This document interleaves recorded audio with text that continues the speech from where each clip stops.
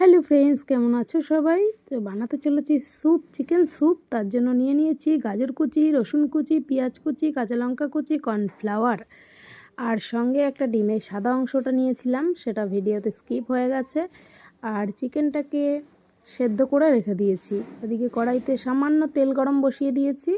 তো সব ভাজাভুজি করে নিলাম, হালকা করে লাইট ভেজেছি। এবারে চিকেনের এটা দিয়ে তারপর ডিমের সাদা অংশটাও দিয়ে দিলাম, দিয়ে এবারে নাড়তে চাড়তে হবে, না হলে জমাট বেঁধে যাবে।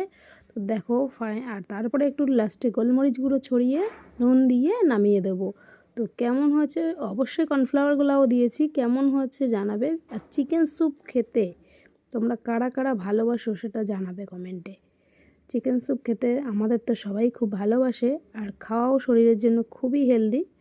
তো কেমন হয়েছে তোমরা জানাবে। লাস্টে দেখো ডিমের গোলাটা এখনও লোড হয়েছে একটু, সেটাই দিচ্ছি। চলো বাই।